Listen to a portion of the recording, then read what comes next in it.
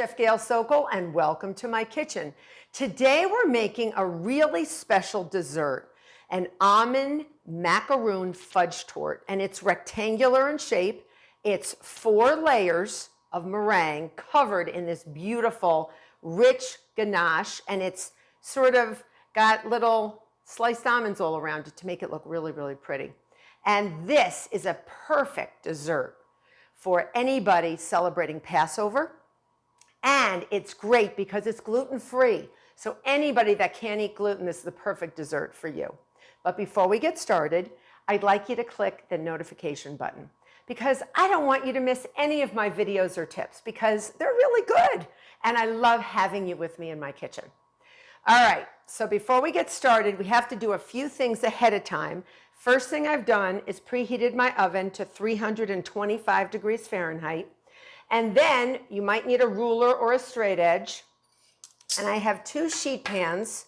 And I've taken parchment paper and I have traced 2 12-inch by 4-inch rectangles, okay? And I'm going to flip it over. I used a pencil, but you don't want the pencil side up. So I flip this over and then I'm going to fit it into my sheet pan, all right? And the other thing we're going to do once we're done, we're going to take some of our batter for our meringue, our macaroon filling, and we're going to put it on all edges, all 4 edges, to keep the parchment paper down so it won't come up. It'll be easier to spread because we want to spread that batter all over those rectangles. And I did 2 more, so I have a total of 4. So I have 2 sheet pans ready to go. That's number 1. Number 2, I took 2½ cups of sliced almonds. They could be slivered almonds without the skins. They could be sliced with the skins. It doesn't matter. I sort of like them with the skins because you can see little bits of brown and it adds a nice color into the meringue because the meringue is the base of the macaroon. So I took 2½ cups of the sliced almonds and I ground it in a food processor with 1 cup of granulated sugar. And the great thing about sugar, it absorbs all the oils that come off of nuts, especially almonds. You can do this with any nut. I always do that when I bake with nuts and I grind them. I always add the sugar in with them and just really pulse, pulse, pulse, and then keep going and grinding until it's almost a fine meal. All right, so I've set that aside. Now, in my electric mixing bowl, I have 6 room temperature egg whites, large eggs that I separated. Make sure there is no yolk in there. If there's any yolk, they will not beat up, and make sure your bowl is clean and dry. No grease or anything in it. And I'm going to put it on medium high. Once it gets foamy, I'm going to add 1/8 of a teaspoon of cream of tartar. This is not going to make the meringue big and fluffy. It's just going to make it a little more stable. So once it's a little foamy, and it is, we're going to add our cream of tartar. And then I have 3 tablespoons of sugar.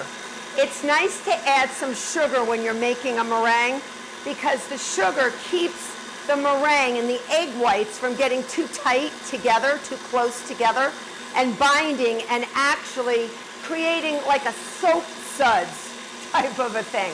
And you don't want soap suds because they're really hard to blend into anything else. So now I'm going to go warp speed, super high speed. And I'm going to add my 3 tablespoons of granulated sugar slowly. And I'm using my glass bowl. Some of you have noticed I never use my glass bowl, but I like to use it if things are not going to fling out. And this is very unlikely to fling out. Better not. So I'm going to put the sugar in gradually, slowly. And you want this to get to firm peaks so that when you pick up that beater, that whip, because you're using the whip attachment always when you make a meringue, when you lift it up, the meringue should stand straight up like a mountaintop. So let that go for a sec. In the meantime, meantime, I'm going to take a nice big bowl because I want to move all this meringue. I think we're ready. I'm going to actually fold in my almond and sugar mixture because I don't want to deflate those egg whites. I'm going to put them in here, but I'm going to put them on top of our beautiful almonds and sugar. Okay?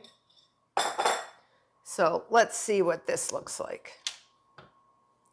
And this should be nice. So if we get this,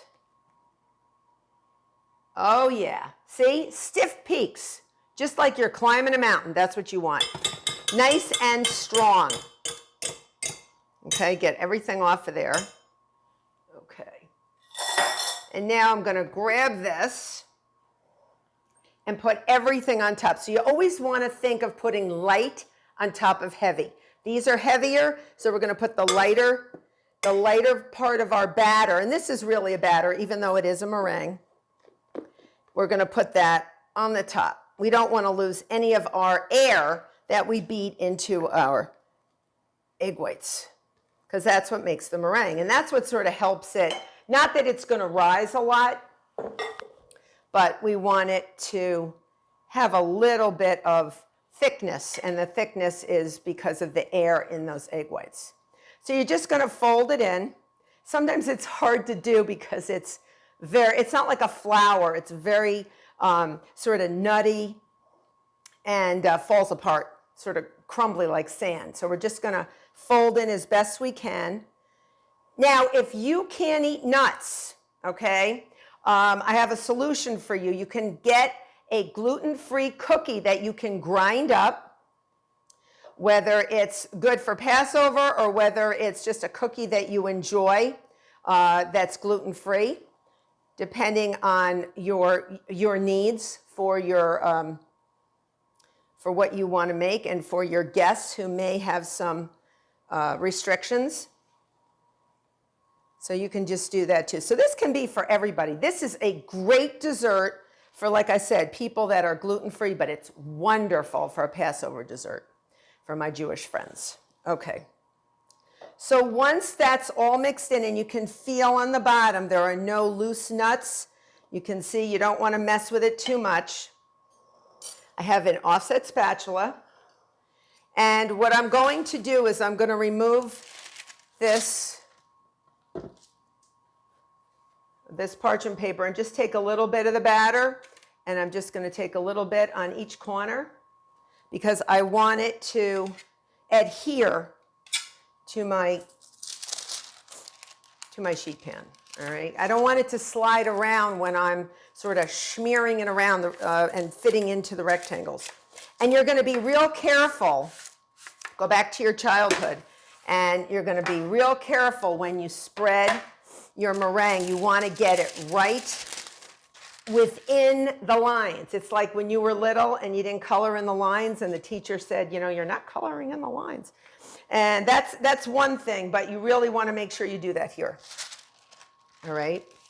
And make sure the pencil side is down. Okay, so we're going to flatten it as best we can. And we're going to try to divvy it up. You're using this whole thing. All right. So you're going to put a quarter on each one. And you're going to be very careful to stay within the lines. All right. Your oven is ready to go. And these are not going to take too long to bake. 35, 40 minutes is not that bad. You're going to spread them, and they may spread a little bit. Egg whites don't rise, but they can spread and hold air, which is what they're doing now. But they may get a little bit bigger. So we will trim them afterwards. We will trim them. Okay. All right. This is so much fun. I get so many compliments when I make this tort. It's actually amazing. It's delicious. It's light, except for the fudgy filling and frosting. but it's really, it's absolutely yummy. And I'm just going to try to divvy as best I can. And then I'm going to start spreading. Because dividing it up is one thing, spreading is another, but you do want to make sure it's relatively even.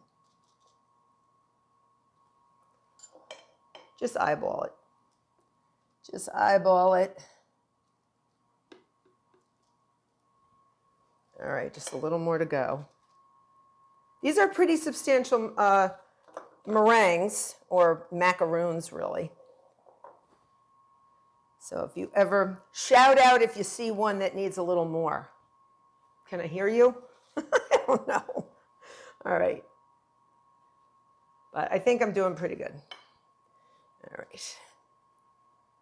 And I'm going to try to get all of it, if I can, and just give it a little. Okay.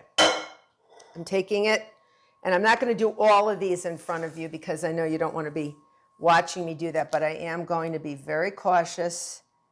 Go down the length and just go to where it ends. So you want 12 by 4, and you're just going to sort of shush it into the edge. All right. If it's not perfect, don't worry. You just don't want to go over. But with a knife, we are going to trim them. And you want to trim them when they're relatively warm and a little more pliable. But as they cool down, they're going to get nice and hard. And then the fudgy filling and frosting should soften them enough that you can cut through and you get that macaroony, yummy flavor. So I'm going to continue doing these. I'm just going to finish this one up so you can see approximately what it would look like. All right, and then you're going to bake 35 to 40 minutes. They should get nice and brown, but what I recommend is turning them 180 degrees. I usually put them in my middle rack of my oven. 180 degrees, and make sure they're level as best you can. You don't want one edge being really, really thin and the other edge being sort of big. So make sure they're actually level like this. So you see how that is, right? You can see that. And then you're just going to bake it halfway through, like after 17 minutes or so. Flip it around 180 degrees, just so the heat of the oven, because sometimes the heat of the oven is not totally even. All right? I will see you back here after I am done baking. 2 of my meringues came out of the oven. I have the other 2 still baking. And while they're still hot or warm, so you don't want to wait too long, with a small sharp knife or a pizza wheel, you want to trim these rectangles so they're nice and straight. So staying within the lines that we made, we want to just trim them. Pizza wheel works really, really well because we want to maintain that rectangular shape so that they're all the same size once we actually start frosting them with our ganache. So I'm going to continue trimming, and I'll see you back after until we're ready to frost. Almond macaroon fudge tort is ready to be filled and frosted. And what I did was I just took an offset spatula like this after they came out of the oven. Remember, I told you use a pizza wheel or a small sharp knife to just make sure you even them out so that they're straight. Sometimes they spread a little. So I got 4 perfect size, identical meringues, and I'm putting one on a serving platter. I'm making a ganache filling and frosting. And for this, I took 2 cups of heavy cream that I brought to a simmer. I took it off the heat and I added 4 cups of semi-sweet chocolate and a tablespoon of, any type of almond liqueur, any type that you like, or any type of liqueur. But because almond is sort of the theme of the day, I decided to use an almond liqueur. So I'm going to put some on here. And you're going to want to let this sit overnight in the fridge so that it actually softens the meringues. And you're going to hold it while you're spreading it. You don't want too thick a layer, but you still want it all around. And if it gets on the plate, we can clean it up with a little moistened paper towel. Some people even put like wax paper underneath, and you can do that as well. But I think it's nice that it's a rectangle because it's different. It's a different shape than you normally see. For a tort, usually they're round and they're boring, right? So rectangle sort of shakes it up a little bit. And it's nice. This is a beautiful, remember it's gluten-free, so everybody can eat this. And if you can't have nuts, look for something that is nut-free, that's a hard cookie that you can grind up with the sugar. All right, so that's one layer.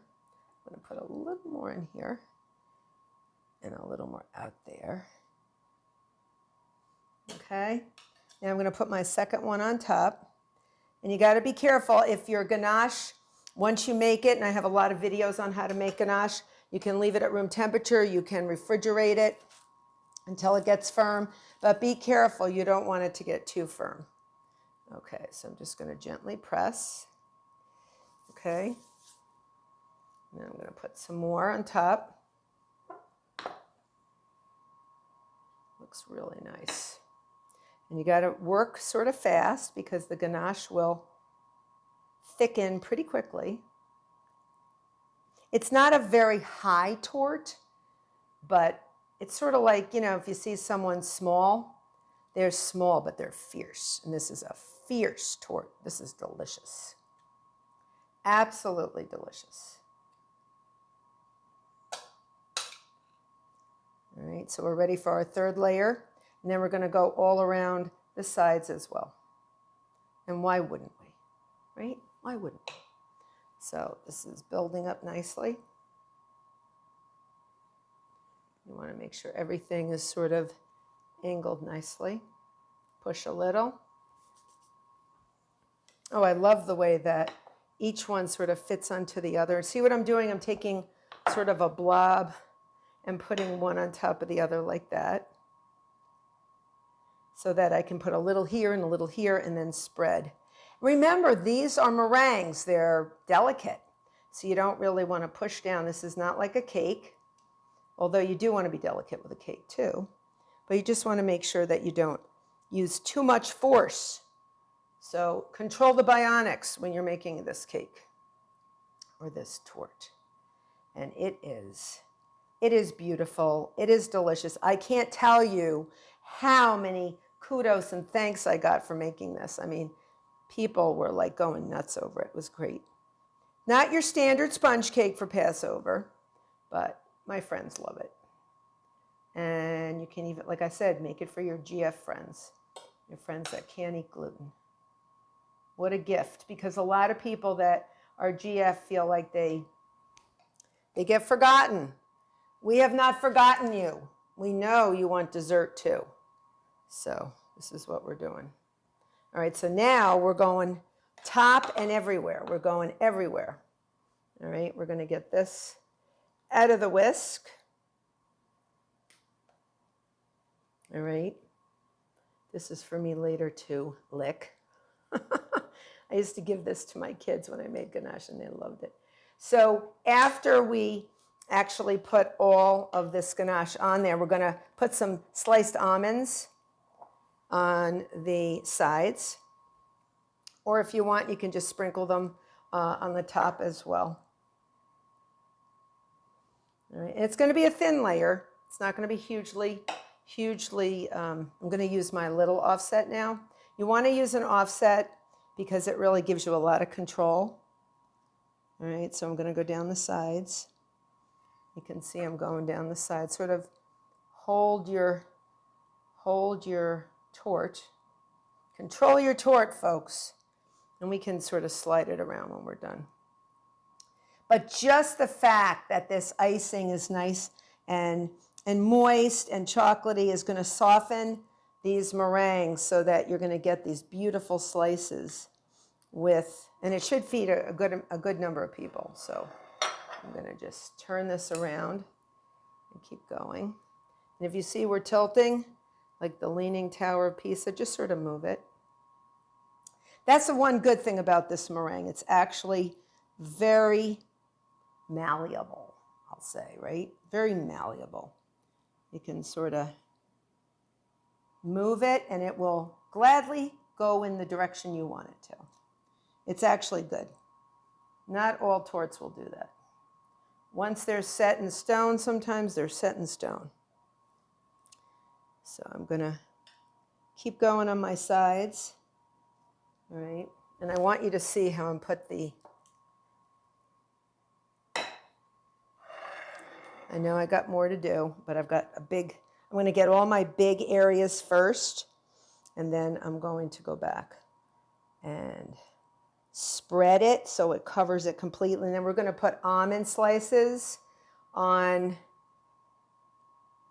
we're going to put almond slices just on the sides. Okay. If you want to do almond slices everywhere and make like a porcupine tort, you can with those almonds. You can easily do that. I'm going everywhere. So we're going to rob Peter to pay Paul. We're going to sort of get everywhere we need. I still have some more in here. And this is the perfect texture for the ganache to spread. You want to make sure that it spreads nicely and it doesn't firm up too much. So, and it will taste very fudgy. That's why I call it a fudge tort, because it's nice and fudgy. It's just like one of my favorites. I love it. I love it. We're getting there. This is the end. This is the part of the game where you sort of have to rotate and get everyone covered. Everyone gets in the game. Whether they like it or not, they're in the game. They're in the game of coverage. Okay? And then go over to your bowl and pick it up like that. Almost like somebody that does, you know, you need somebody that's going to put like paint or spackle on. I always, whenever I have a handyman, I always say, you know what? You'd make a very good froster. And I mean like a cake froster, because they have that knack to get that spackle where they want it to. Where they want it. And it's just sort of it's an art. And as is this. So we'll get this. I'm just about covered. I have a few little bitty bits that are not covered. And I am going to cover them. And then I'm going to take my slivered almonds. I did toast my almonds. So if you want to toast your almonds, put them at 350 for like 10 minutes. And take a look at them again. My oven runs hot. Just take a look. The minute you smell nuts, it usually means your nuts are done. If that sounds funny, but that is true. The minute you smell your nuts in the oven, it means they're done. Sort of like a chocolate dessert too. When you smell, I could smell when these meringues were done because you could smell the almonds. It smells really good. I have no qualms about it. Smelling those almonds. But use your nose, use your senses when you're baking so you never burn something. Never ever burn anything. All right, so you see what I've done? Oh yes, you're screaming. I hear you. I need to get this side. And then I think we're done. And then it's time to almond and make a porcupine. All right.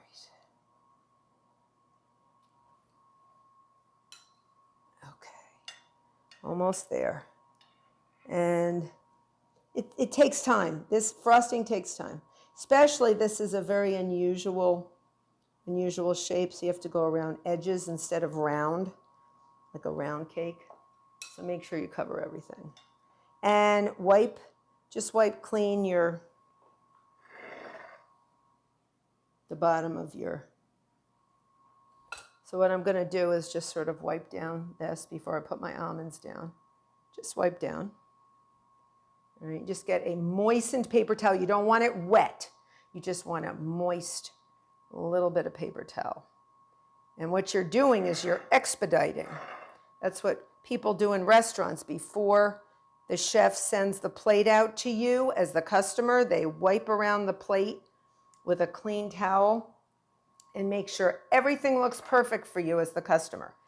That's what an expediter does. And that's what I'm doing. I'm sort of expediting. Only chocolate leaves fingerprints. So I have to be careful. I have to be careful. All right. We're going to my we're going to my almonds. All right, so I have my almonds, and I'm just going to put them down. And we'll clean up the ones that don't stick. We'll just make sure that they... See, this is what you're going to do all around. And it's so pretty. It's so pretty. Just like, people will see this. People will notice when you come into this. If you bring this to a house as a dessert, people will be like, okay, you're our new favorite guests. Trust me on this. So you just go down the line, stick it up, stick it into that icing, because the icing will get firm. And when you refrigerate it, it will get firm. And you will not be able to do it later. So if you're going to make the sliced almonds on the side, do it now. This is your moment, people. This is your almond moment. So do it. And I took about 3/4 of a cup of almonds. And if you ever have any extra almonds, they're always nice in cereal, oatmeal, on other desserts. So I always make a ton.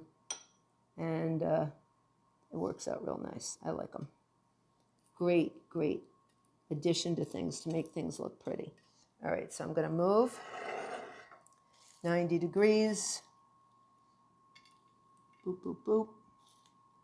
All right, we're just going to stick it up, stick it in. All right, if you want to stick them out, you can, but I like them to be on their sides. They'll stick up better. All right. I'm going to go all the way around. Looks so pretty. Oh my gosh, it looks so pretty. Don't you think it looks pretty? I mean, it looks really elegant and really nice. And then they get surprised because they don't know what to expect inside. And it's absolutely shocking. I mean, people were like going nuts. No one asked for the recipe though, because they think it's super hard to make, but you know it is. It's not. You and I know it's easy. So that's why we just keep it to ourselves. Oh yes, it took me all day long, and it didn't. This is taking me longer than it took to actually make the meringues. It took 2 seconds to make those meringues. All right, so I'll clean this up after. One more side and we're done. The short side. All right. Well, I hope you make this beautiful, beautiful almond macaroon fudge tort. I hope you make it for your gluten-free friends. I hope you make it for Passover. I hope you just make it anytime because it's so, so good. And more than anything, I want you to become a subscriber. Till next time.